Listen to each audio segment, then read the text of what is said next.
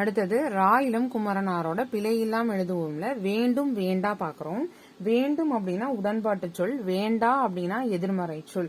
இங்க வேண்டாம் வேண்டா அப்படின்னா வேண்டு கூட்டல் ஆ அப்படின்னு பிரிக்கும். சரியா?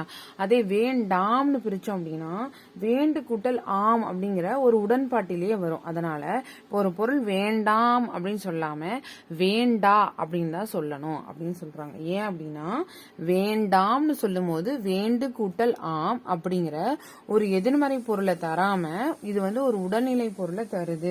அப்ப ஆகாது வேண்டா வேண்டா அப்படிங்கிறது பன்மைக்கும், ஆகாது அப்படிங்கிறது ஒருமைக்கும், ஆகாது அப்படிங்கிறது ஒருமைக்கும், ஆகா அப்படிங்கிறது பன்மைக்கும் இங்க யூஸ் பண்றாங்க. இங்க ஏனும் ஆவது, ஏனும் ஆவது அப்படிங்கிற வார்த்தை நீயோ அவனோ செல்க, நீயேனும் அவனேனும் செல்க, நீயாவது அவனாவது செல்க. இதுல யாரோ ஒருத்தர் போங்க அப்படின்னு சொல்றாங்க. இதுதான் சரியான முறை. ஏன்னா நம்ம இப்படி என்ன சொல்லுவோம், நீயோ அல்லது அவனோ போலாம், நீயேனும் அல்லது அவனேனும் செல்க, நீயாவது அல்லது அவனானது செல்க அப்படின்னு சொல்றோம். இந்த அல்லதுன்ற வார்த்தை பிழை அப்படின்னு சொல்றாங்க. நீயோ அவனோ செல்க, நீயேனும் அவனேனும் செல்க, நீயாவது அவளாவது செல்க அப்படிங்கறதுதான் கரெக்டான வார்த்தை அப்படின்னு சொல்றாங்க.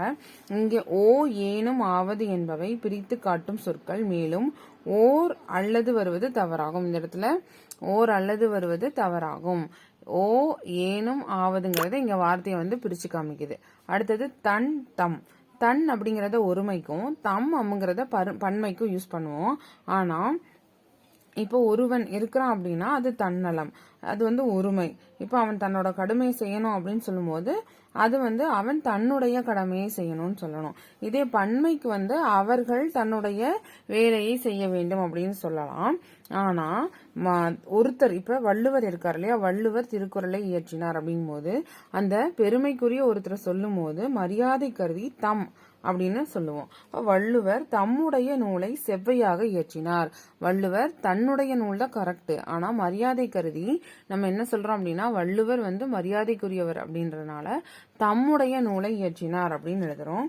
அடுத்தது நிறைய பேர் பன்மை, அவர்கள் தம்முடைய வேலையை செய்கின்றனர் அப்படின்னு சொல்றோம். இப்போ ஒருவரா இருந்தா மக்கள், மக்கள்ங்கிறதும் இங்க பன்மைதான். ஒருவர் மட்டும் இருந்தா அது தன் அப்படிங்கறத குறிச்சா போதும். மக்கள் அப்படிங்கிறது இங்க பன்மைதான். மக்கள் வந்தார் அப்படின்னு சொல்ல முடியாது. ஒருத்தர் மக்கள்னா நிறைய பேர் வருவாங்க. மக்கள் வந்தார்கள் அப்படின்னு சொல்றதுதான் கரெக்ட். அடுத்தது எத்துணை. இந்த கல் விகுதி நமக்கே தெரியும். ஒரு மரம் இருந்ததுன்னா மரம், நிறைய மரங்கள் இருந்ததுன்னா மரங்கள் அப்படின்னு சொல்லுவோம்.